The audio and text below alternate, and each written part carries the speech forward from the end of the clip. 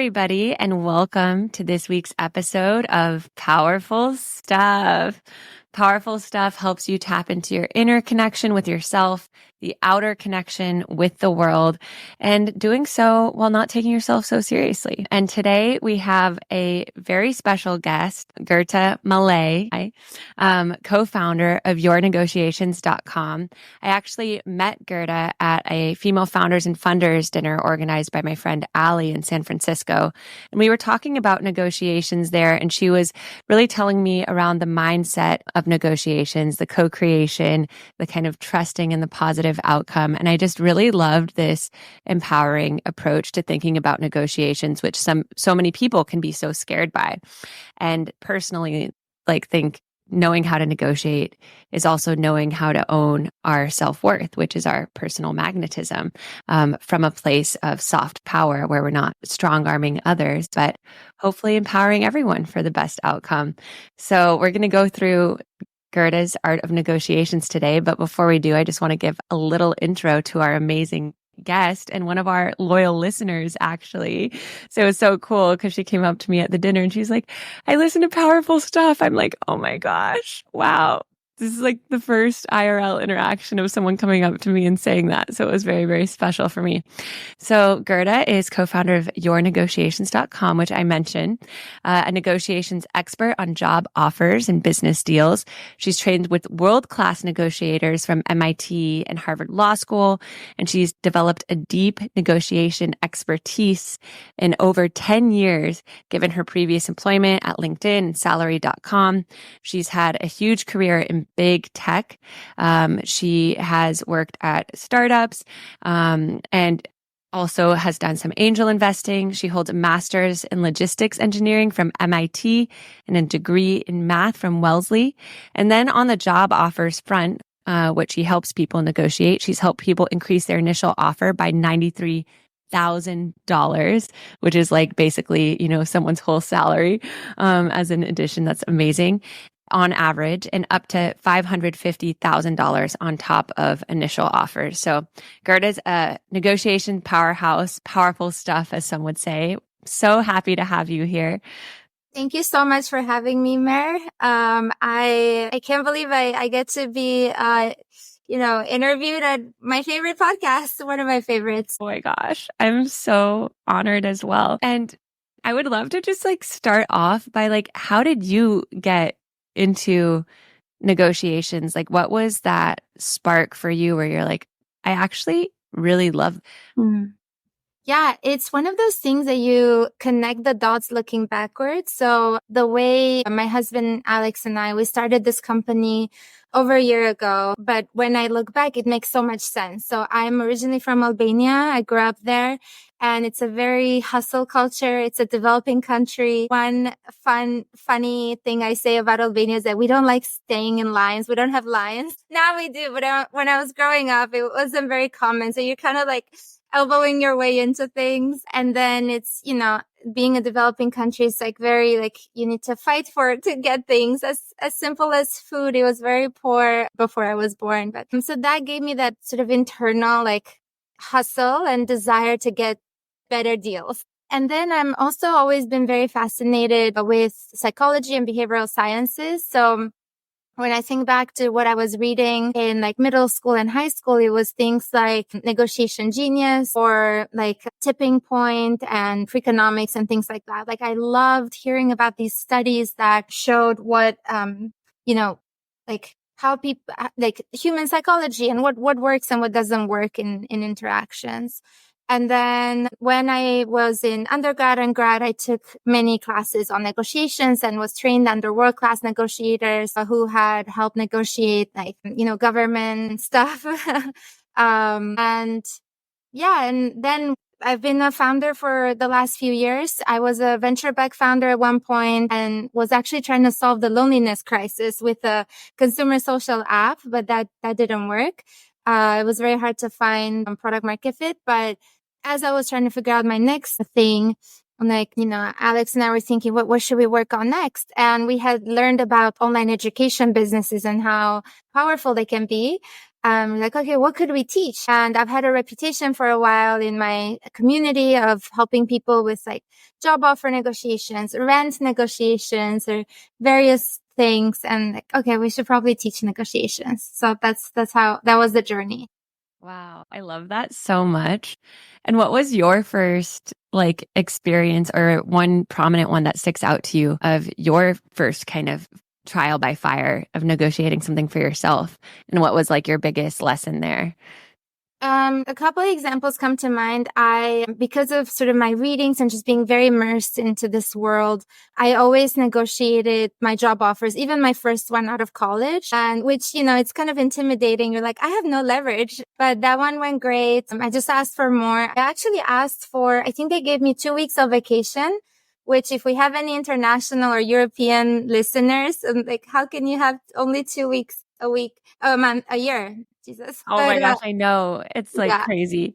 And so I actually negotiated an extra week of vacation, and then I negotiated a percentage of more. I just asked. It was as simple as like, hey, I'm going to be visiting my family in Albania 2 weeks a year. Like that's just travel time. They're like, okay, sure, get another week. And then for money, similarly, it was something like, is there any chance you could give me a bit more? And they're like, sure. And so that was my first job out of college with no leverage, no other offers at the time. That's amazing, and then, though.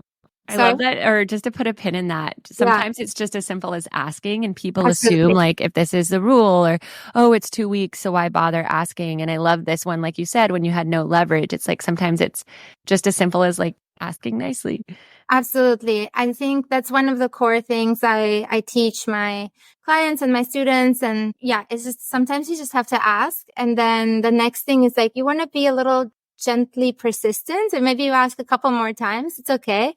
So those are some of the principles. And then the other thing is maybe along similar lines, just not stopping yourself from something because you think it's impossible. So I help someone.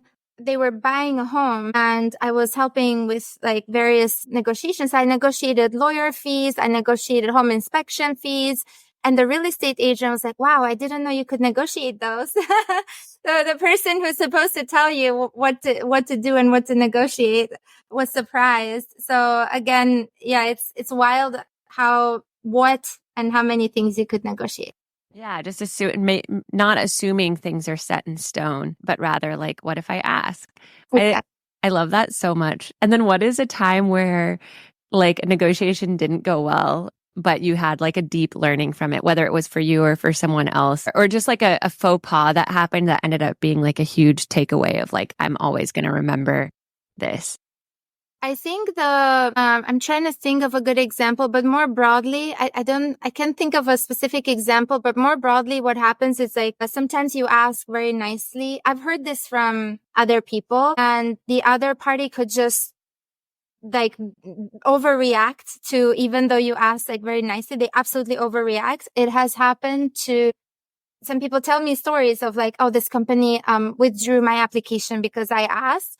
Now, none of my clients have had that happen because I always tell them like, you want to ask very gently and nicely and professionally. It wouldn't make sense for them to like retract the offer if you ask in that way. But some people will overreact, and the takeaway is you have dodged a big bullet there.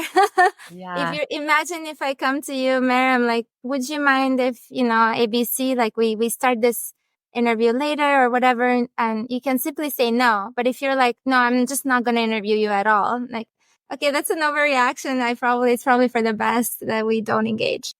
Right. Yes, that's so true of like, rather than if somebody does have an overreaction, rather than going into like people pleasing mode or trying to prove to them, it's like, this is actually an indication of what it would be like to have a longer standing relationship with them. So it's like, you can keep the power or the ball in your court by being like, do I even want to work with someone or engage with someone if this is going to be their reaction? Yeah, absolutely. Yeah. Rather than feeling like I'm walking on eggshells. I love that so much because it keeps you rooted in your own self-worth.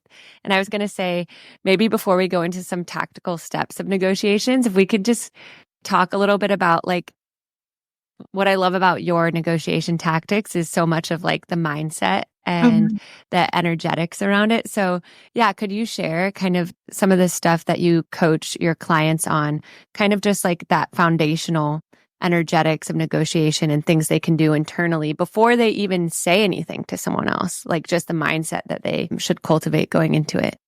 Yeah, I feel like a lot of my job is to debunk a lot of myths that are out there. Actually, to answer, I guess I can combine these two questions into one of the things that backfires is people taking things personally and also playing hard to get in playing difficult in negotiations. And so you want to maybe sort of have your own mindset of, I'm not gonna take things personally. This is just the job market right now, or this is just a business deal. And also, you don't have to play difficult in negotiations. It actually needs to be very collaborative. So you go into the negotiation deal with the mindset of like, we're in this together. We both want to make it work.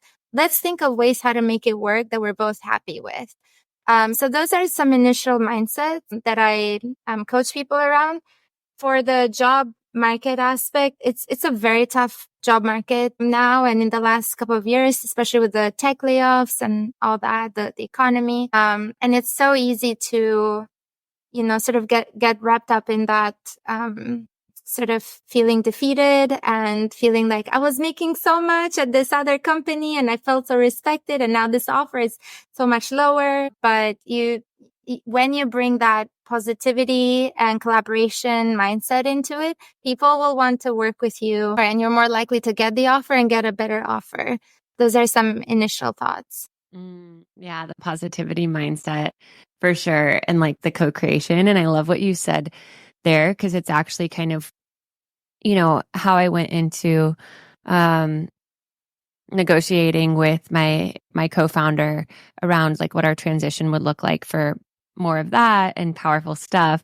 And we've come to a really great place, and I'll still be involved with more of that. But when we went into it, it was kind of like setting the tone of we both love each other. We're committed to having these conversations, however difficult they might be, until we both feel happy with the outcome. And it's what's best for us.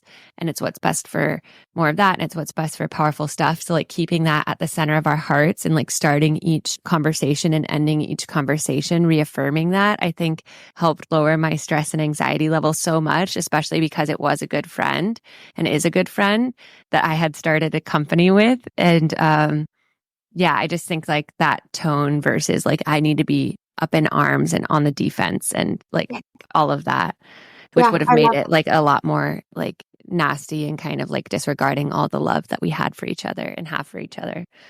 Yeah, I love that. And even in the business world, you can have that same approach. And again, people want to work with people who want to be there and people who are nice to work with and pleasant to work with. So that helps. That mindset helps, in ways that, can translate into tangible ways. And are there any like tactics that you go through with your clients to like get them to that positive place or to help them not take things personally? Yeah. And I can speak to that too a little bit just from like the coaching perspective, but I'm curious like if you do have a client where it does feel deeply personal, or maybe it is like somebody who they already know, like what are some things that you remind them of or help them anchor into to be able to like sit in the heat of the negotiation? Yeah, The negotiation. yeah.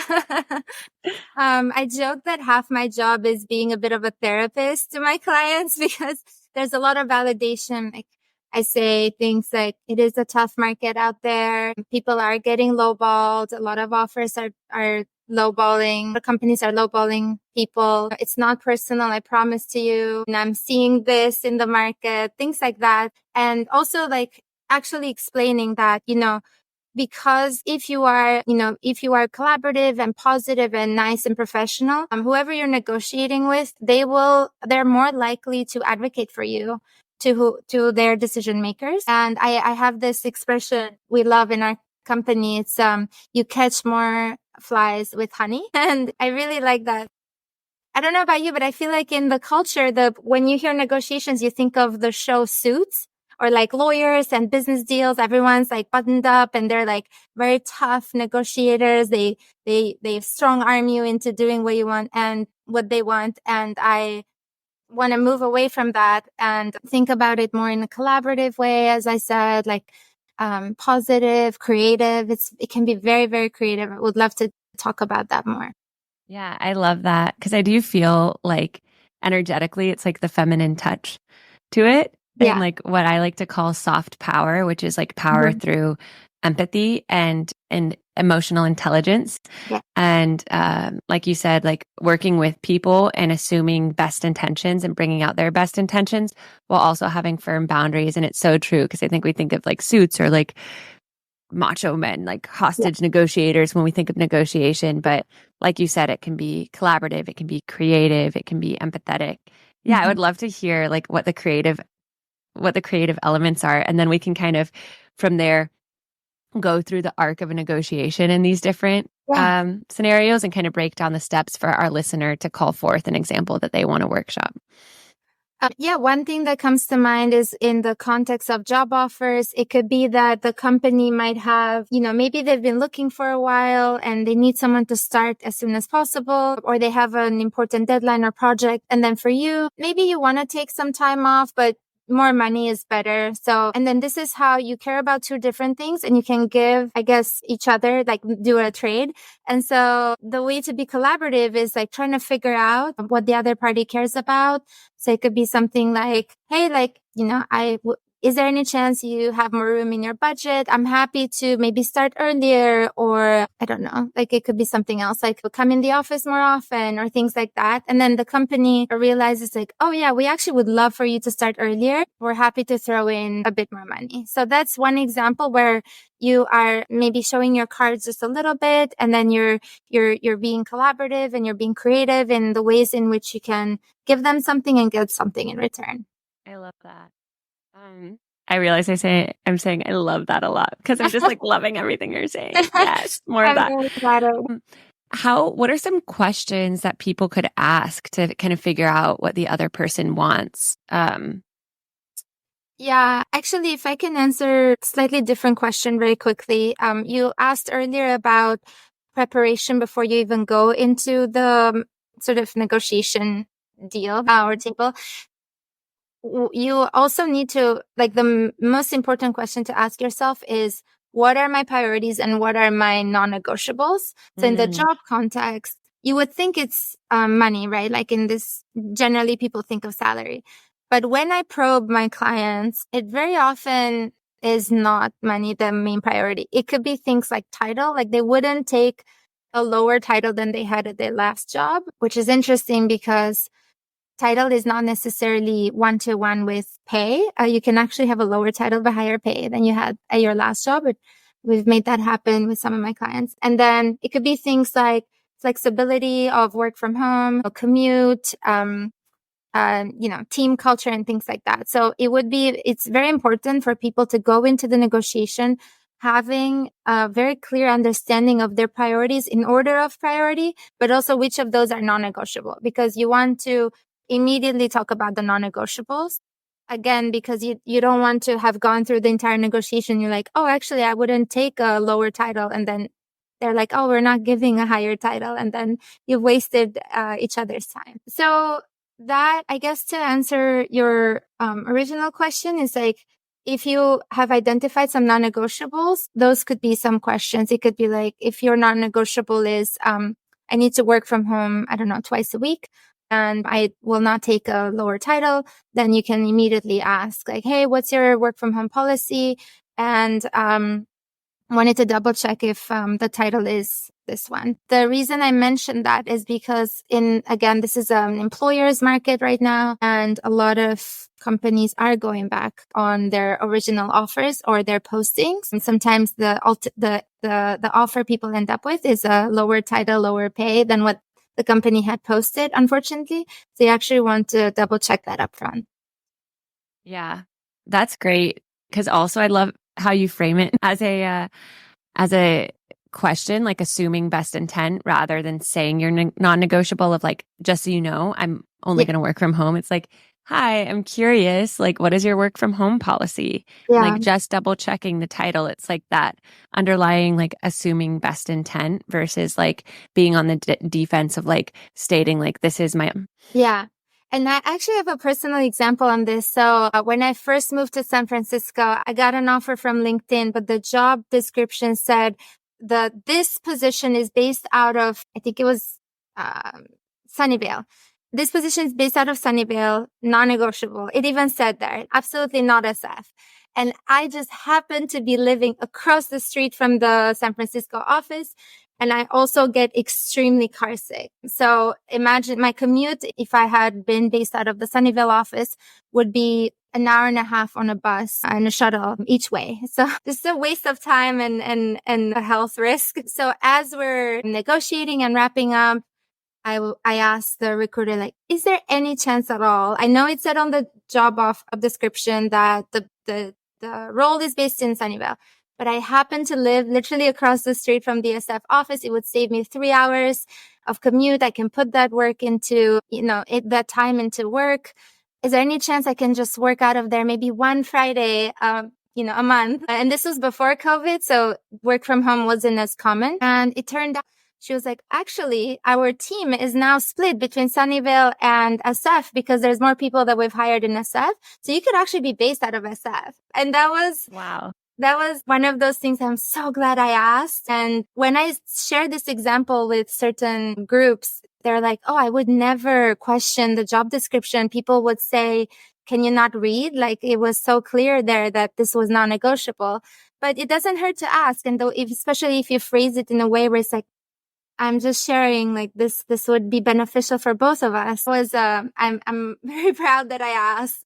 Yeah. And that you made it kind of like a no-brainer for them. You're like, all of that time that I would be commuting, you would actually get like, 3 hours of more work from me. Yeah. In place of that commute. Doesn't that sound great? Exactly. You always want to phrase it in a what's in it for them way. It's less about what's in it for you, but it's good to be a little vulnerable and share your side of it. So I did. I'm like, I get very car sick.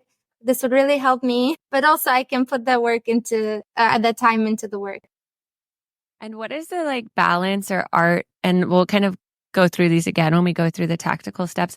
But what is the balance or art of knowing how much to be vulnerable and knowing when to reveal some of your cards? Because I know there's like some negotiation people, like the never split the difference guy, who says like a certain person should go first or drop your number first or like, so what's your kind of thoughts on like how to be vulnerable when and when you should kind of state your thing versus like if they're, hearing what they expect to pay you, or if it's like a co-founder negotiation, like what their equity split is versus like you going first, etc. Yeah, there's a lot of questions within that one question. So I guess maybe to address one of them, the main one, which is, do you give your number first? I guess that there's that. In a job offer setting, you never want to give a number first. And that's because you could be giving a lower number than their budget and now you left money on the table, or you could be giving a higher number than their budget and you could be turning them off. That's because it's what is that term? Like an uneven information. I forget. There's like an economic like an information disparity or yeah, one imbalance. of those. Yeah. And so they have so employers, even small startups, they have access to employer reported compensation data. They have access to advisors, investors, mentors. So a company has so much information. They know their budget. You as a job applicant, it's extremely unlikely unless you're a compensation professional, I have a master's in compensation or whatever. You don't know exactly how much you should be paid, because of the market dynamics and all the information that I mentioned. And even if you are an expert in compensation somehow,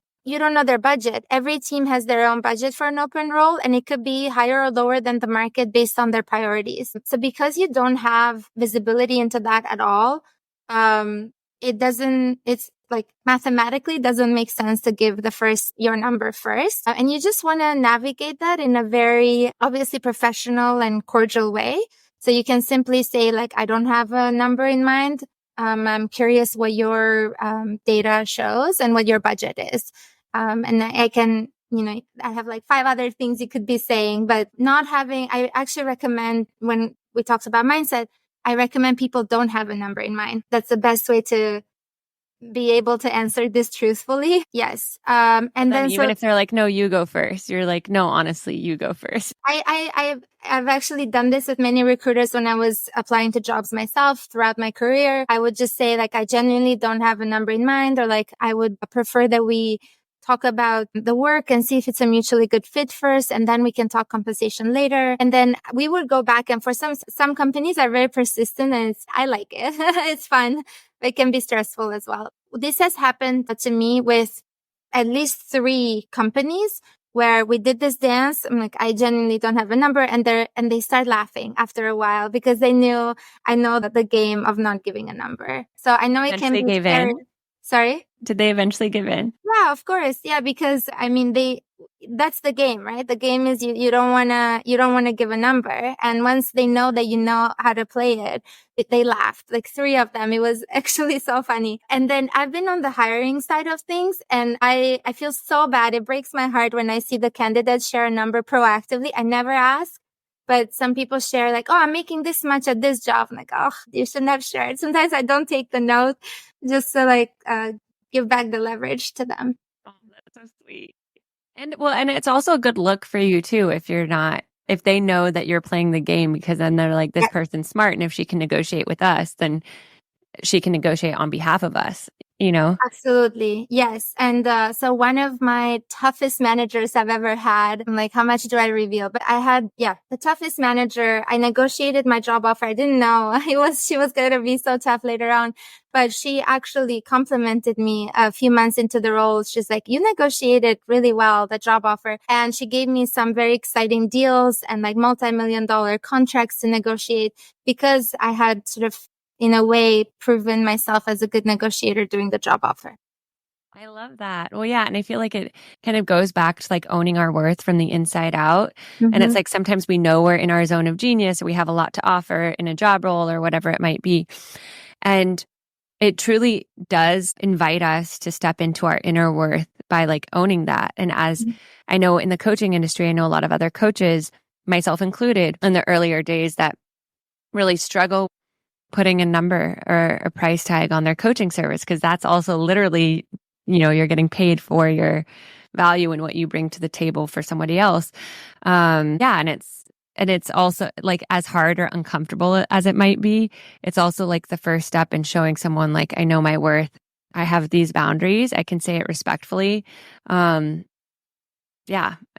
you're either willing to meet me here or you're not. But then when you cave or you're acting sheepish about it, it also kind of can feel like you're not fully rooted in your worth or your value offer.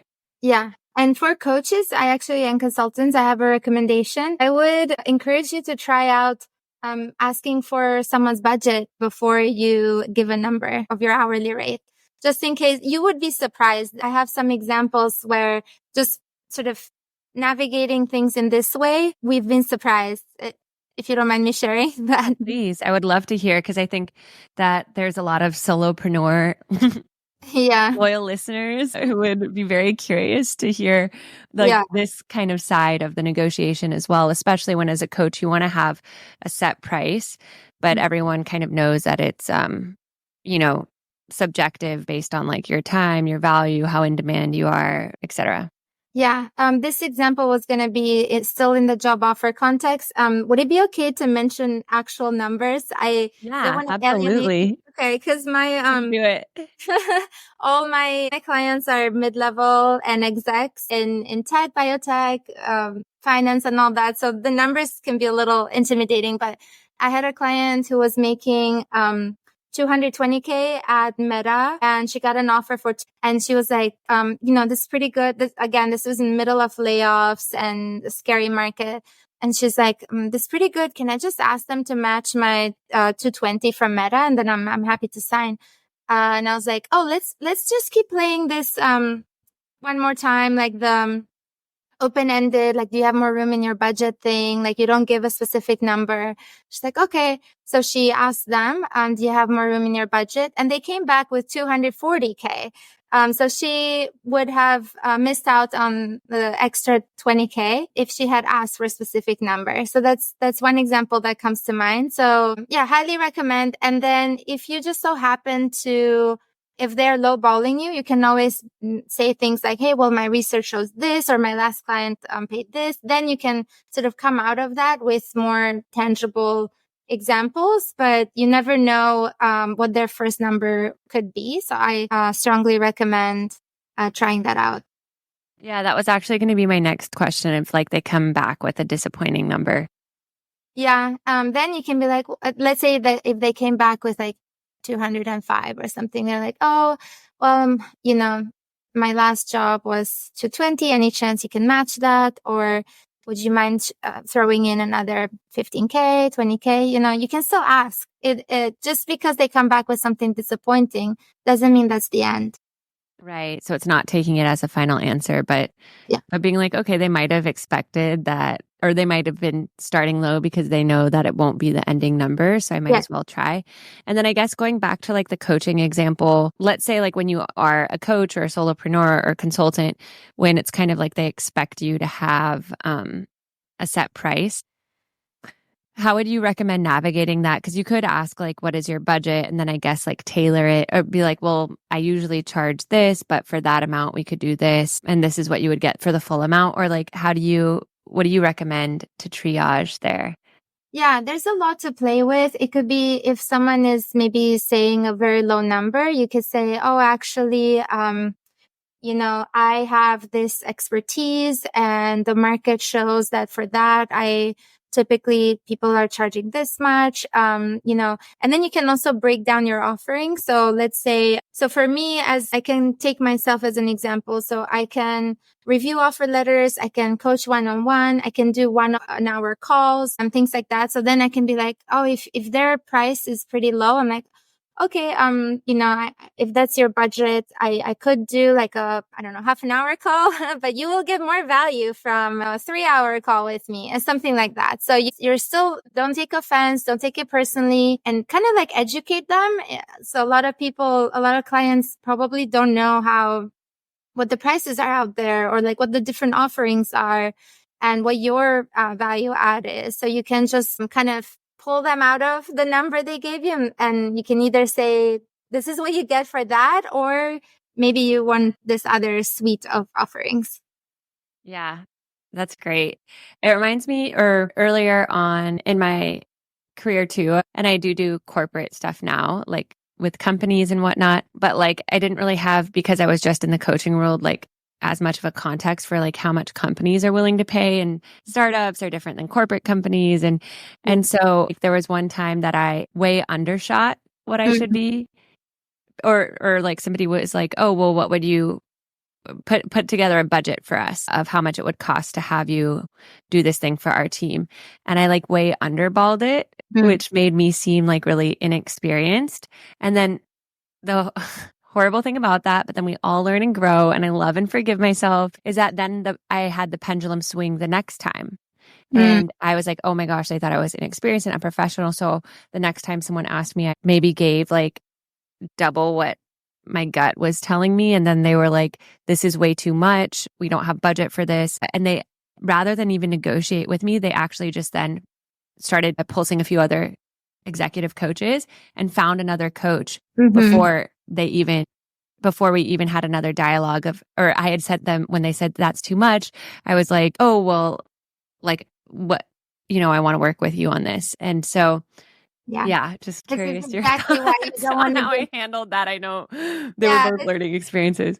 Yeah, exhibit A and B, why you don't want to give the first number. Yes. Yeah, exactly. But when they said like put together your budget for this, because that was like over email, I should have just been like, well, how much do you guys have in budget? And then I can tell you what I offer based on. Yeah, there's different ways you can navigate that. You can say, well, here's a list of my offerings. What is your budget for this? You can ask like, how much have you paid a recent coach or a previous coach?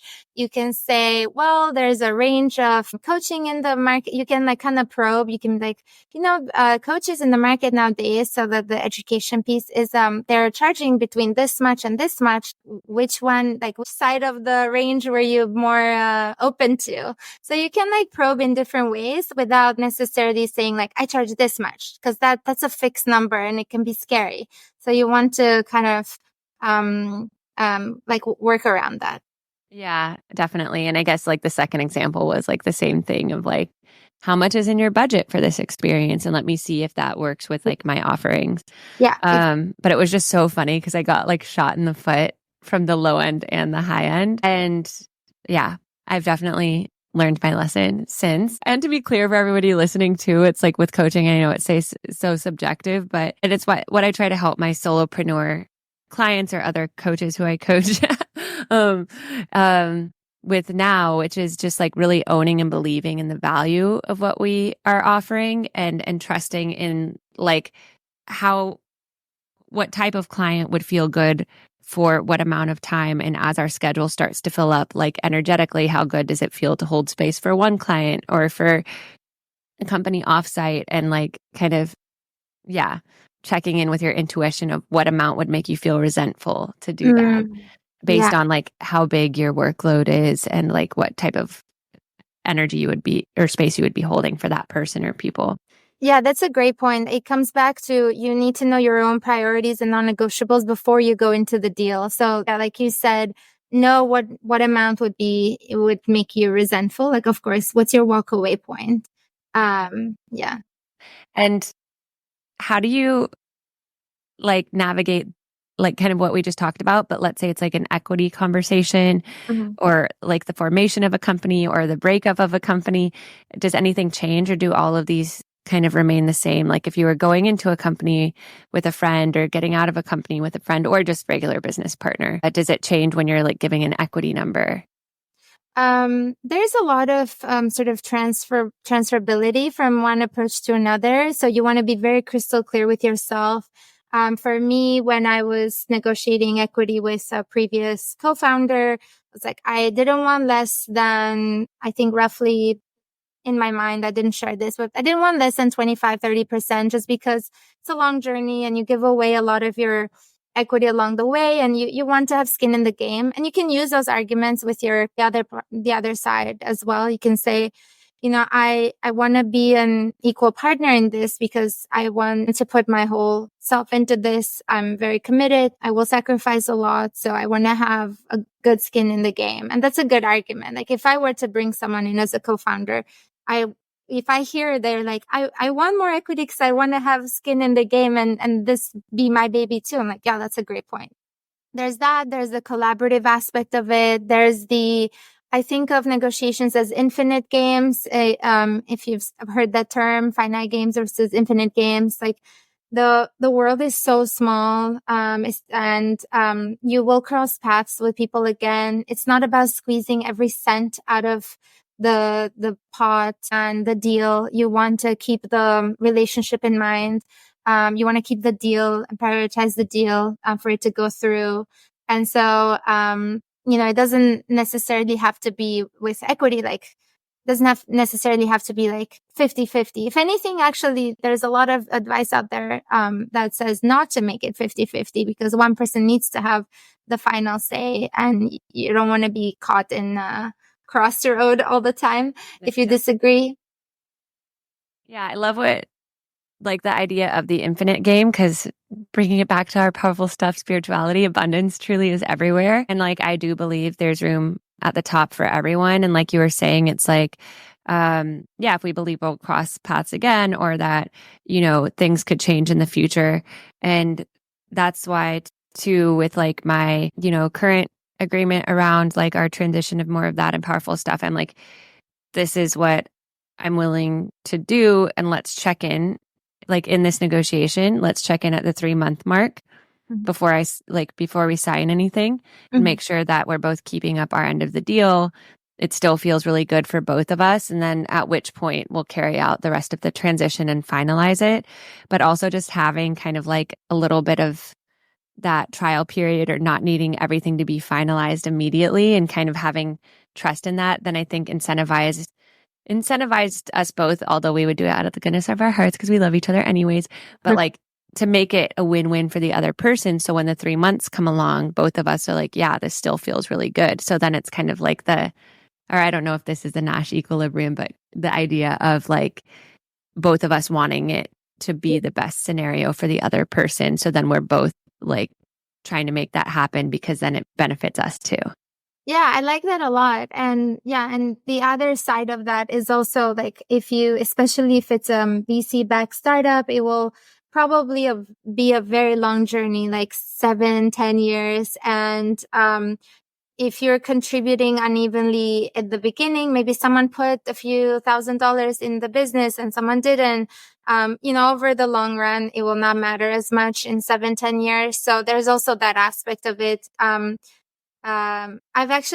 don't want to reveal too much, but I've actually been so inspired by our mutual friend, Sam. We talked about how she handled her equity negotiations with her co-founder, and it was so beautiful what she said. I don't want to sort of reveal her own personal stuff, but it came from such a beautiful place in her heart. I think she said something like, I want someone who is all in on this with me. And even though she had invested a lot of time and effort already when she brought someone in, I think she was very fair in how she split the company. And I was very inspired by it. Yeah, that belief of like, we have like a smaller piece of a bigger pie versus, like you said, squeezing or like power dynamics. Or I was even listening to this other podcast outside of Powerful Stuff. I know it's crazy to believe.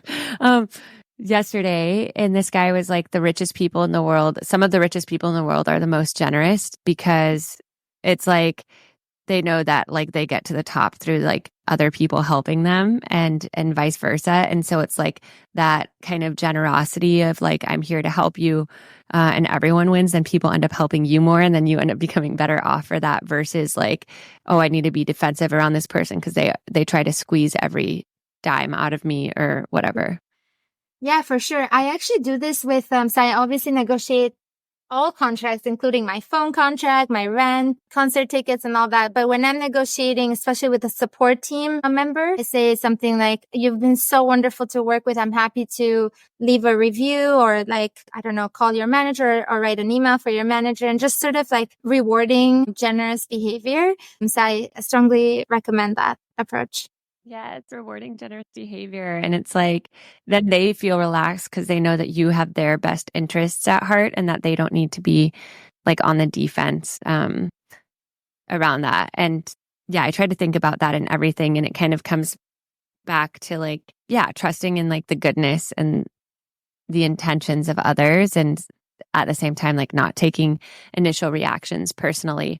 Mm-hmm. And that's what I kept reminding myself in past negotiations, whether it was equity or co-founder stuff or whatever. It's like someone's initial reaction isn't always their ending reaction, and they're allowed to have that. And that's why it's good to also like, or at least for me in those scenarios, being like, okay, well, why don't you sit with this and let's talk about it in a day or two or whatever, and not taking it as like their final answer, but just being like, they're having a human reaction.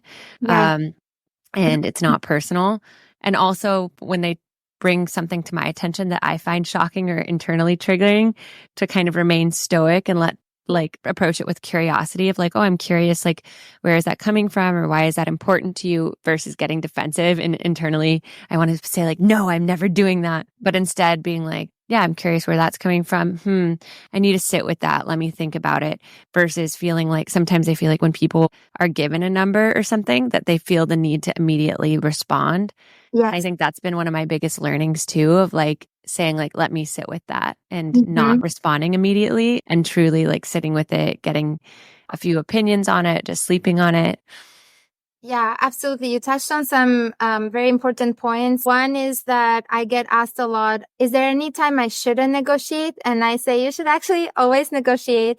Well, one is it doesn't hurt to ask, especially if you're doing it in a nice and professional way. The other piece is more practically in the job offer sense.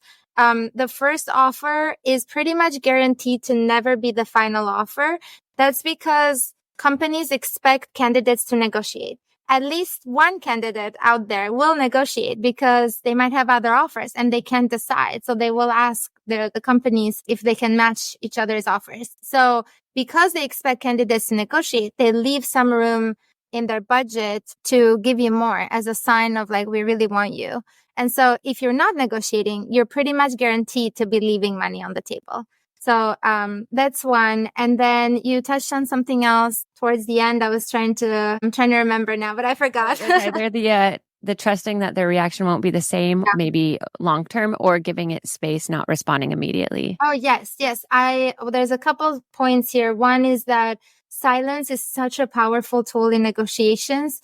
A lot of people are not comfortable with silence, so they will try to fill it. So when you're negotiating and let's say give you maybe a number and you're just sitting there, or maybe you say, let me think about it. Now I'm nervous. Oh no, is Mary just gonna decline us or something? And then I want to fill it. Well, actually, let me give you another X percent because I'm nervous. You're just gonna, leave the deal.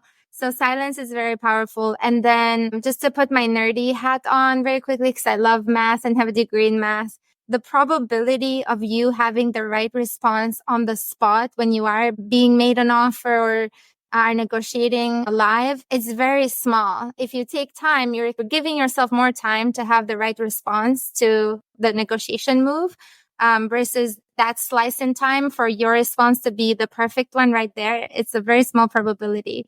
So you actually want to take the time and give yourself the space to. Do you have any other just like cool little like probabilities or statistics about negotiation that you can share with the Powerful Stuff fam? I have a counterintuitive thing. As much as I love numbers, in the job offer context, I actually don't think it's a good use of a candidate's time to go and do all the research out there. It's very counterintuitive because a lot of, like I said, our clients are mid-level to execs. And so they love numbers and many of them have MBAs and they're just going and researching. The reason why they don't matter is one, as a candidate, you don't have access to real market data. The employer reported data is actually very expensive to have access to. It's what companies pay tens of thousands of dollars to have access to. It's things like Carta or salary.com, and LinkedIn has salary data. So your data is probably not correct to begin with. And then second, it doesn't matter because each role has a budget attached to it and they have their own reasons why they're paying this much. It could be, as I mentioned earlier, it could be they have some time pressure. Maybe they want to get a project started as soon as possible. So, okay, we'll throw more money at this candidate just to have them to say yes. Or it could be that they don't have any pressure and like, oh, it would be nice to fill this role. It's a new role, but we don't have to fill it. And so like maybe it's a smaller budget for whatever reason. And so we don't have that visibility and the market data. You can go to a company and say, this is what the market shows. You should be paying me this much. And they're like, well, our budget is not there. So, and then you've spent hours researching. It's, it's kind of wild because my instinct is like, oh, do all the research and find all the numbers. But I recommend not to do that. So it's almost like going in blind and kind of seeing what they offer and then checking in with yourself. Is this something I'm willing to do? And then I think it's interesting too to consider if they really do have a certain salary that you were expecting higher, but that's literally like not what they can pay you.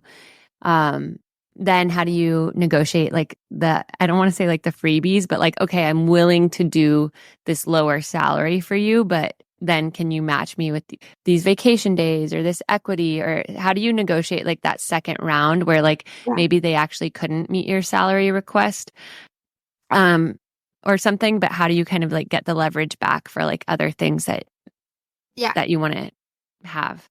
So let me zoom out a bit and sort of share the bigger picture of the strategy that I'm recommending because there's a missing piece to see the whole thing. So you come in, you don't give a number. You let them say the first number because your number might be too low. You leave money on the table or too high and you're turning them off. Then you negotiate through open-ended questions because you don't know the top of their budget. And they're not going to, there's no way to know unless you have someone on the team and they shouldn't be sharing with you. So there's no way for you to know the top of the budget. The only way to know is if they say some magic words, which is, this is our best and final offer. And so the way for you to get there is you ask open-ended questions and ask for more in an open-ended way. Is there any more room in your budget? Is there any way you could throw in more money? I have another offer. I'm having a hard time making this decision and things like that. And you could even ask towards the end, like, is this your best and final? And so that's what I recommend for job offers specifically. And then to your question around what do we do if, let's say they say this is our best and final and it sort of falls short of your expectations, I would say keep that list of priorities in mind. Where move down the list. So, okay, you negotiated cash or equity and all that. And then maybe now you care about work from home or travel reimbursement or things like that. Then you can go down that list. Like, okay, thanks for sharing that this is best and final. I don't know. What are your policies around work from home? What are your policies around travel reimbursement and things like that? Amazing. Yeah. And what do you do if like you've reached a stalemate?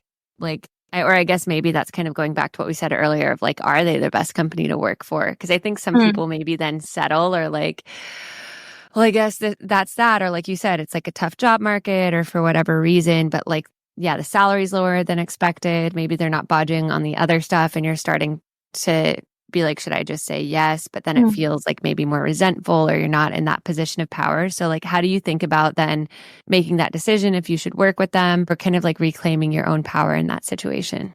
Yeah, that's a very personal decision. Like it depends what your, I don't know, savings or priorities are in the family sense. But what I recommend in that context is, and actually I always recommend this, get another offer. And it doesn't have to be competitive to this first company that you're excited about. Of course, it can't be completely out of left field, but it needs to be somewhat in, like, let's say if you're applying to tech, it could be in tech, but it doesn't have to be like the best offer ever. And the reason is, there's a couple of reasons. One is just saying that you have another offer makes you more confident. You are handling the negotiation from a very different mindset. Companies can read through that. They negotiate day in and day out. And so they can really read a candidate and can tell if you do actually have another offer or not. And of course, this goes without saying, but you don't want to lie about having another offer. Of course, it's unethical, but also they can read that. It's a lot of micro expressions that show up. And so get another offer for your own confidence. It also unlocks new mechanisms in the companies. Once you say you have another offer, they don't want to lose you.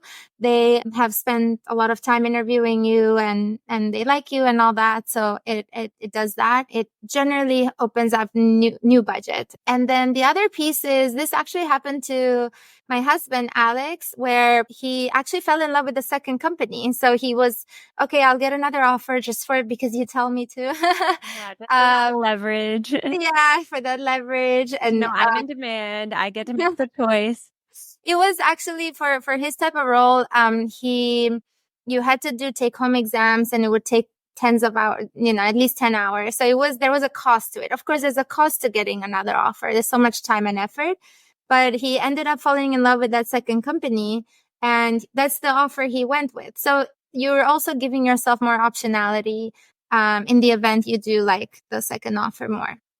I love it. Now I'm like, don't think of an elephant. Oh my God. And before we go into like kind of like breaking down our steps for the powerful stuff, listeners, what are some like personal examples that you can think of how negotiation comes into play? We've talked about, founders and companies and whatnot, but yeah, do you find like your clients or yourself using it like with your husband or friends or your family, or what are some like kind of interesting parallels that have shown up for you or others? Yeah. I negotiate everything. So I negotiate obviously rent. I didn't know, some people didn't even think to negotiate the rent. I live in San Francisco and I have always had a way below market rent, even though SF is so expensive. I negotiate. Or just a pause there, because I'm sure everyone would like to know how to do that. What are a few of your main like quick tips of things to say or what to what to focus on. It's so interesting how there is a lot of transferable tips that I've already mentioned. So get another offer, find another similar place you could be staying, and then be gently persistent, be very collaborative. Maybe expand the pie. So something like a managed building. And so I say things like, I would love to refer friends here. I have so many friends who want to live near us, and I'm happy to refer them, or offer something like I can write a good review on Google Maps and Yelp and things like that. So offer things they might care about, or like if you're negotiating with a specific person, you can say, I'm happy to, tell your manager how great you were to work with. And yeah, things along those lines. So whatever you can offer, just maybe list as many things as you can, what's in it for them. Or just curious, because like usually there's like that set price they say, Yeah. or in like LA or SF, sometimes there's like a lot of people applying to live in the same place. So then how would you manage it then? Or what are some questions or things you could do in that scenario, especially when they're like, this is the rent and we have a lot of other applicants? This actually happened to me. So, sometimes in negotiations, they say, ask for a bit more and you'll probably land in the middle. So my building had a 4 weeks for free concession. When I first moved here 5 years ago, I'm currently at a different building, but anyway, they had 4 weeks for free, and I go there to negotiate. This is what I do. In my mind, I'm like, I'm going to ask for 8 weeks, and then ideally we land at 6, but they actually said yes to 8. So I ended up living at this like beautiful place with like almost 2 months for free. They just said yes at 8 weeks for free. So I love this. I would love to move in. Can I have 8 weeks free instead of 2? Or instead of 4? Yeah, exactly. And you would be surprised how much you can get just by asking. It's so wild. Like, I strongly recommend, maybe as a takeaway, I recommend to the listeners, just go around asking for things, maybe today or in the next few days. Just ask for a favor here and there, or like, I don't know, like I can't think of, of course, I also negotiate, just to go back to your original question, I negotiate airline seats. So I You do that. Oh my God. Now we're getting to the juice of it. I just go to the counter and I say, is there any chance? So I get very motion sickness, as I mentioned. So is there any chance you have an open seat towards the front? Because it makes me a little less sick. And like, that's it. That's all you can say.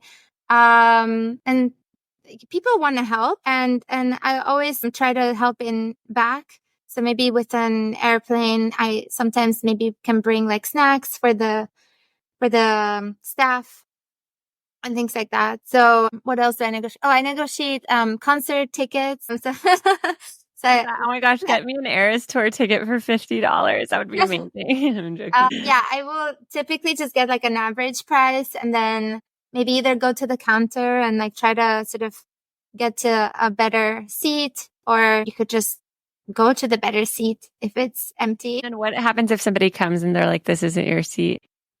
Then you go back. Like, it's okay. But it's so rare. One time the concert was sold out. This was in Boston, actually. I was just walking around with a friend in Boston, and I think it was Bryan Adams. And I was just outside and like, oh my gosh, it's Bryan Adams. Can we get in? There were no tickets. And we just talked to the people at the door and like, is there any chance you can let us in? Like, we love this artist and it's sold out. I don't know where to get tickets right now. And they're like, okay, sure. At first they said no, ma'am, it's not allowed. Like, okay. And then just staying there. This is the persistent side, but also being nice and cordial. And we just stood outside for a bit. Like, are you sure? Do you mind just like letting us in? They're like, okay, sure, get in. That's so great. So it's, just like persistence, assuming best intentions. And I'm also hearing like you miss 100% of the shots you don't take. Absolutely. Like what you said with like the concert tickets and just going to that seat, like then they just ask you to move and then you go back. But I think people are so afraid of like rejection that they don't do that. And I was going to ask, like, do you personally, I have my own things I can say about rejection, but like, do you personally have something that helps clients or people get over that fear of like rejected, or if I ask and what if they say no? I think with clients, there's the cost. Actually, one thing that I tell my clients is especially for women have a hard time negotiating because we've been socialized not to negotiate. And we actually do get penalized when we negotiate. Like we're seen as more aggressive and all that.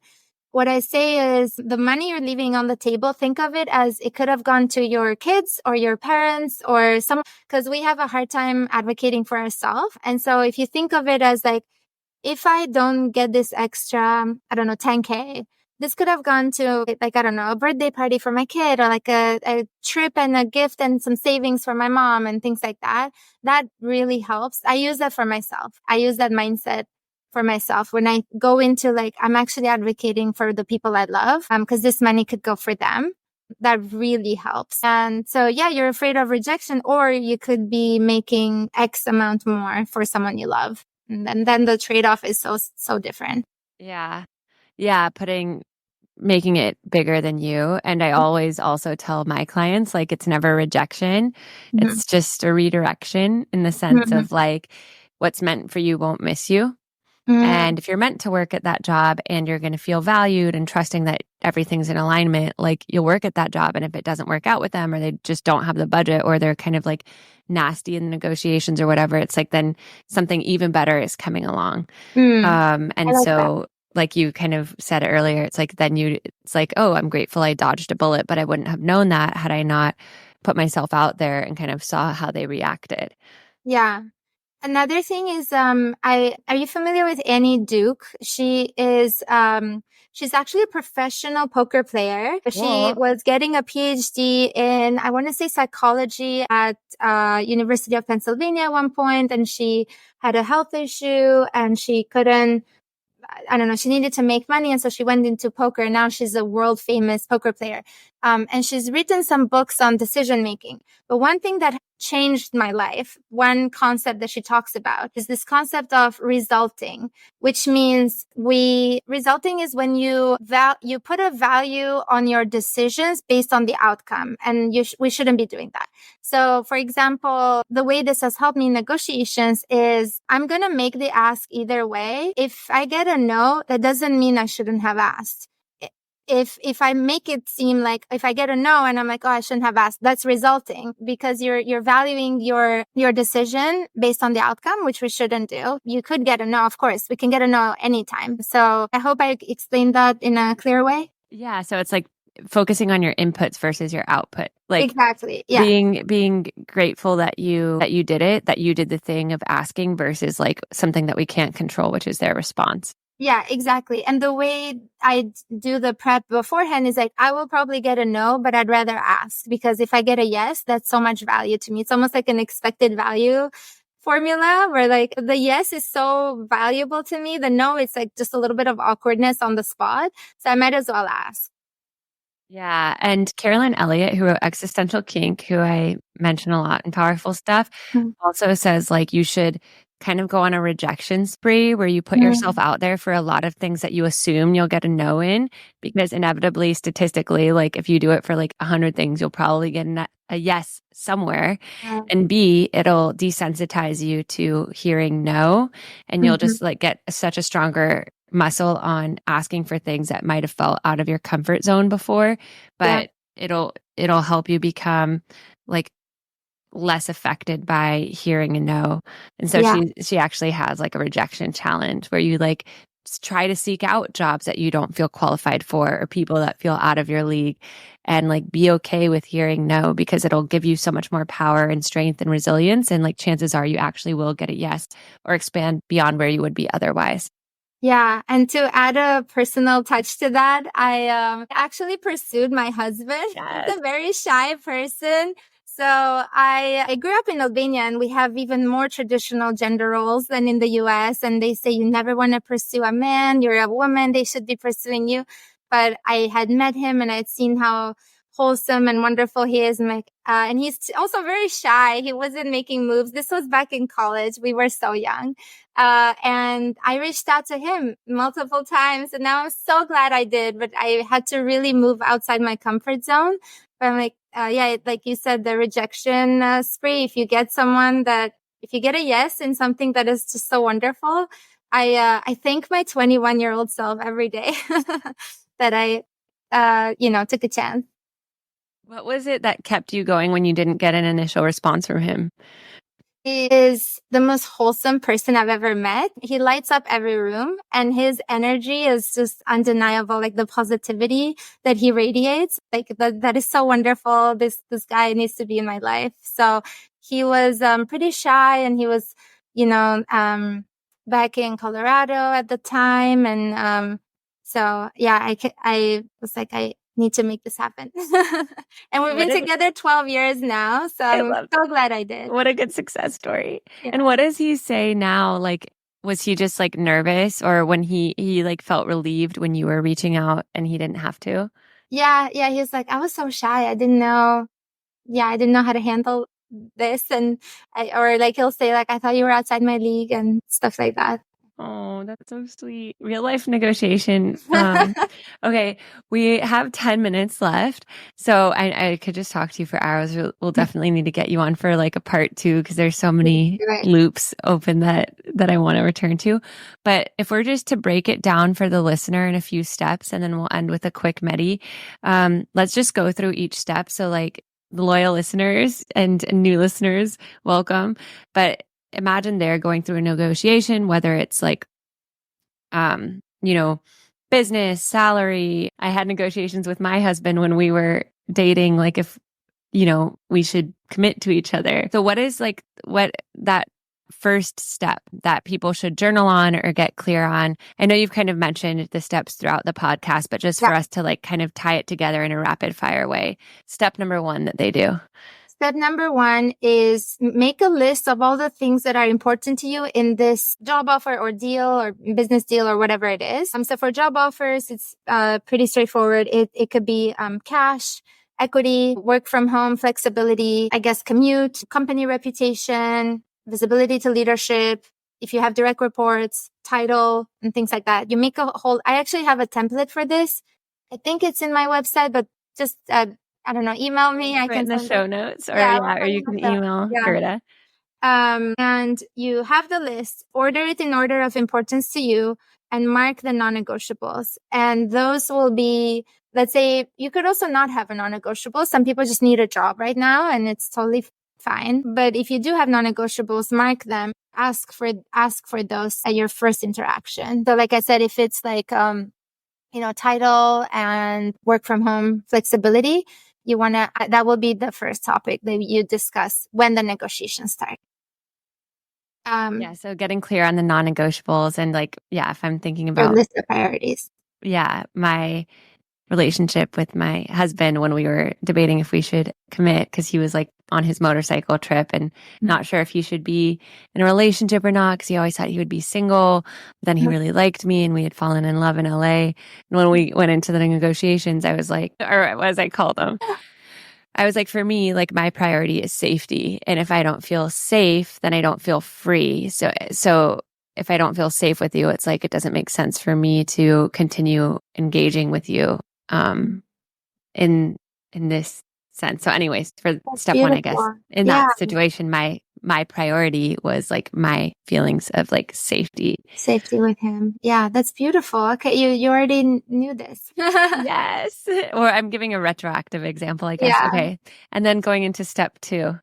Yeah. And sorry, just to go back to this in the business sense, it could be, I guess maybe with your co-founder, it could be like, do I need a co-founder to begin with? Because some people, let's say if you're not technical, for example, and you're doing a VC-backed startup, you need someone technical, and like having a co-founder is much, much better than not having one. But for some people, you don't have to have one. So like it depends, right? This list of priorities is different for everyone. And it could be like, how important is equity for you? And how important is that we have similar lifestyles? Or there's so much to negotiate with a co-founder. I actually have a free worksheet on like startup negotiations on my website. And so which is yournegotiations.com for everyone listening. Okay. Yeah. And I think some people just go into things blind and they're just like, I'm just going to wait and see. But it's so important to get clear on what we value before we go into a conversation like that, because then it can feel really confusing, or we end up feeling good in the moment in the conversation and feel resentful later. So I love like step 1, getting clear on like what is actually your not negotiable and what will make you feel the most valued. Yeah, absolutely. And then step 2 is you want to let them say the number first. And then for your husband, I'm trying to figure out how this could apply. But I guess maybe it's good to hear in that type of relational negotiation, if we're going to call it, like, well, sometimes we have our own desires and we're not hearing what the other person wants. So letting them say what they want. So it sounds like he said he is worried about being in a relationship and during his motorcycle, but he also likes you. So it's good that now you have more information. Like you have some leverage. Yes. Yes. We Yeah. need leverage. Yeah. And so then with that, like, what do you recommend kind of like it, so people have written down their priorities and what they value, and maybe you've gone into that first step of the conversation and you ask the other person first always of like what do they have in mind, or what do they suggest, and then what is like the next thing for the listeners to like write down or think about or get clear on from there. Yeah, so it gets a little more complex from here. It's like a decision tree. So say, it gets more complicated. But yeah, so you have your list of priorities and non-negotiables. You let them make the first move or number and all that. And then you want to start getting creative on, like, you want to ask questions to understand what they care about and what they don't care too much about.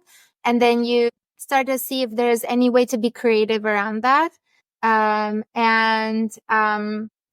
like I said, there's like 20 things you could be doing here. So it's hard to break it down. But if there is one thing you really care about, you become gently persistent on asking for more in that direction. This, especially in the job offer sense and in the business, context. I'm trying to keep all three up in the air, but it's hard. Yeah. Yeah. And well, yeah. And I think it's also like kind of, with I guess the example that I gave, I think a big part of it was like acknowledging his viewpoint and like reflecting it back to him and letting him know that I understood it, and that like, I think I got clear on that. He was in a long distance relationship before, and it was very, possessive, and he viewed like if we were in a long distance relationship, therefore it must equal like possession, and he won't be able to go to a bar on his travels and like just meet new people because like a girlfriend would be too jealous. So it was also like getting clear on what his definitions of like long distance relationship were and like the implications that those had for him. So then I could be like, actually for me, like what it means or what safety means is that like we're actually more free to be ourselves and go out and meet new people because we trust that like nothing is going to happen sexually or romantically with like other people. Yeah, I love that. That's beautiful. Because you have the boundaries and you can play within that. Yeah, I love that. Now I'm saying I love that. Oh my gosh, we love it. And then, like kind of what are like the ending kind of steps or final things for people to write down, journal on, reflect on ahead of like stepping into whatever negotiation they're going into? I was going to say for the last step, it would be once you hear things like this is our best and final offer, things like that along those lines. I personally like to push one more time, and it doesn't have to be in the same direction, but it could be in a different direction. So we've been negotiating, let's say in the job context on the salary. And then I'm like, okay, this is best and final. If you feel comfortable, you can ask for a bit more in salary, or you can ask for something else now. You go down the list. Yeah. And then let me think about journaling. What I would strongly recommend in general is, actually not negotiating on the spot and live. I get very nervous or like I get kind of stressed out to live. So it's nice to, like, as we talked about the probability of it, you have a higher chance of making the right negotiation move if you take some space and think about and strategize your next move. Yeah. Yeah, giving it time and space. And like we were saying, like the silence. And then just to chime in with some of the energetics that I heard you say and that I love keeping in mind is just like maybe journaling on like how could it be a win-win for you and the other person? Like what is like that best case outcome where there's room for everyone at the top? And like if you're holding on to like a fear or resentment, what is that fear telling you? Why is it coming up? How are you projecting that potentially onto onto the other person? And how could you kind of like infuse that with best intentions or love? And then kind of like how envisioning yourself on the other side of the negotiation and like how you'll feel relieved, how you'll feel empowered, how it really truly did work out best for both of you, and kind of going into that conversation with those best intentions and that like same side of the table energy attitude. Yeah. I love that. Yeah, I don't journal much on negotiations. This is very interesting. Thanks for sort of that approach. But it could also be, I think what has been the most surprising for my clients and students has been how your dreams can come true. Like, as I mentioned, yeah. Double tweet or retweet. Go on. Like, yeah, the client, our best performing client, we increased their comp by over $500,000 from the initial offer to the final offer. It was 550K more than what the company offered them. And that's just wild. So stepping into that, like believing that it could be possible. Right. Yeah. Believing in the abundance, believing that, oh yeah, like I deserve this. And coming back to like that energetics of worthiness of like, who is that version of me? This is another good journaling question. Who is that version of me who knows that I'm worth it? Who knows that I deserve it? Who is that version of me who knows it and doesn't need to shout it, but is like relaxed in that confidence and it just oozes out of me? And me getting what I want actually benefit the other person or the other party, because then they get a happier employee, or then they get a like even more energized co-founder. And so how does it create that like win-win-win for all of us and like the entity that we're a part of? Exactly. Yes. Amazing. Okay. Well, we'll just do a quick little meditation and then sign off with where people can find you and any other like last little rapid fire negotiation Sounds great. tips, tricks that you want to throw out. So we'll all just go ahead and close our eyes, taking a deep breath in through our nose. Exhale, sighing it out, relaxing our shoulders, relaxing our face. Another deep breath in. And exhale, release, letting your breath waterfall down your spine, relaxing your hips, your knees, your toes. And then third and deepest breath in to come into full presence. Exhaling it out.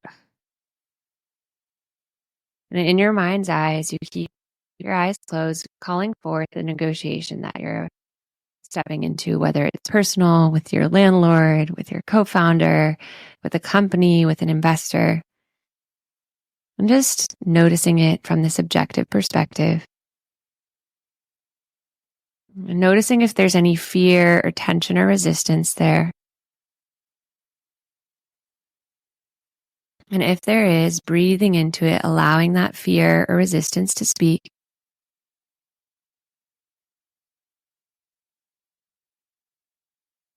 And as you let that fear or resistance speak, just acknowledging it and just knowing that it's just the smaller inner child version of you who might be a little scared of the unknown or of rejection.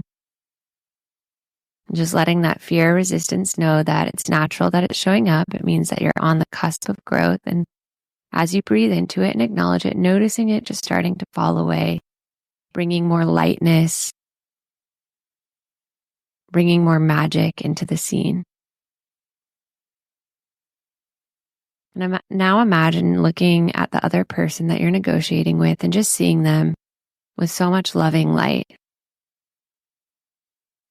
Seeing them and their best intentions, their loved ones, their families, their whole world that they're a part of. Just seeing them for the wholeness of who they are. And then feeling them see you in that way. Feeling both of you kind of elevate and rise together as you both are tapped into your own light, and your reflection back to each other magnifies the other's light. Trusting in the positive outcome.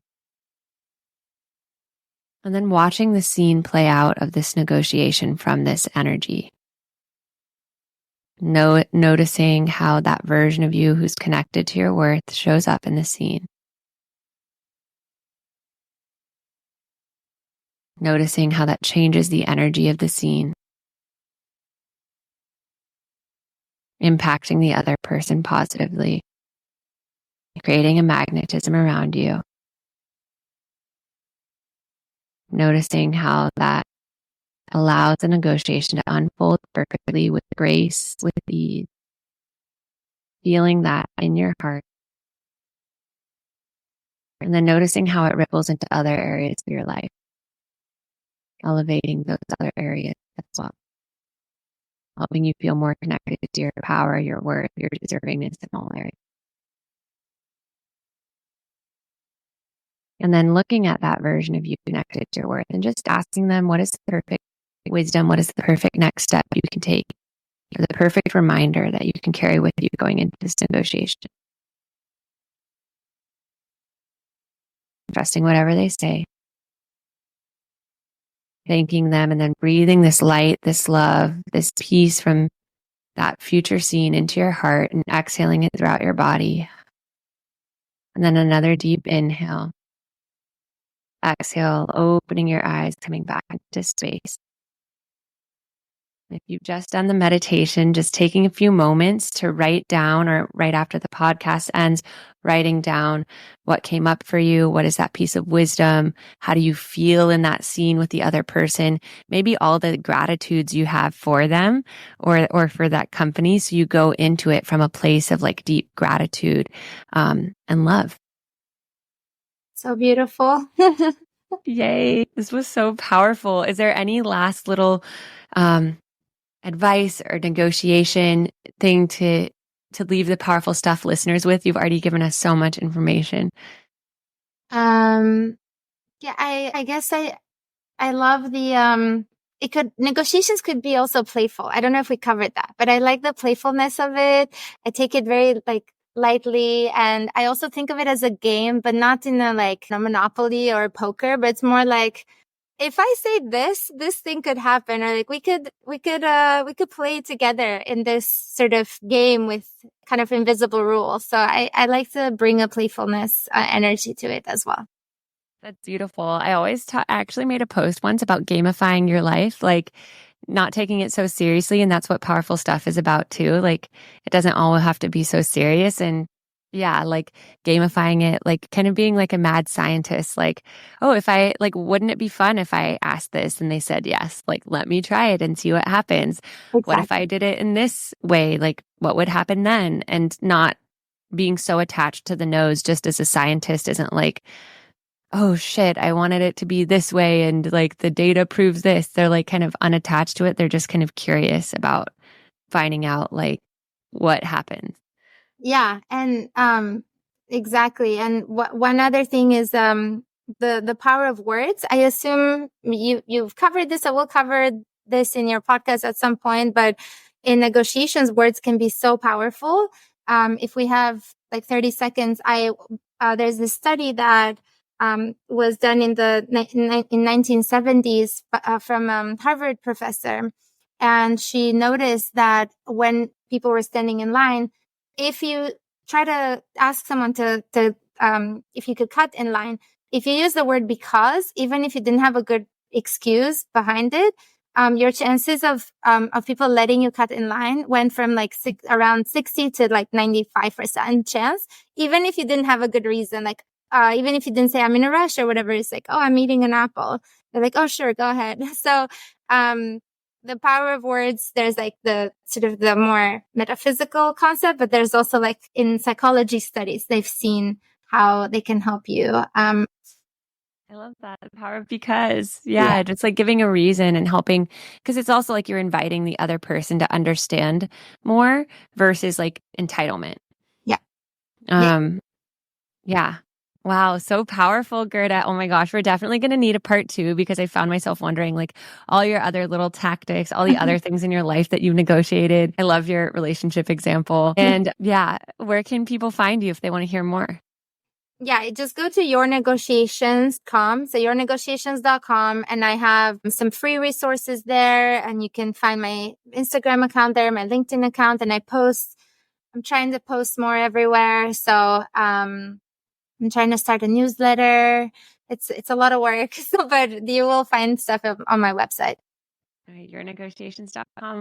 Thank you so much for being here and sharing with us the lovely art of negotiations, the mindset, the tips and tricks around that. This has been so powerful, and we will see you all next week for more powerful stuff. Thank you so much. Thank you.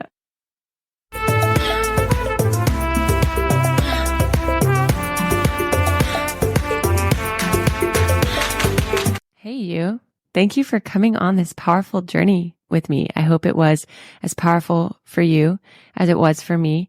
And if it was, it would mean the world to me if you rate, review, and subscribe to Powerful Stuff so I can keep bringing you the goods. We can keep going on this transformative journey together.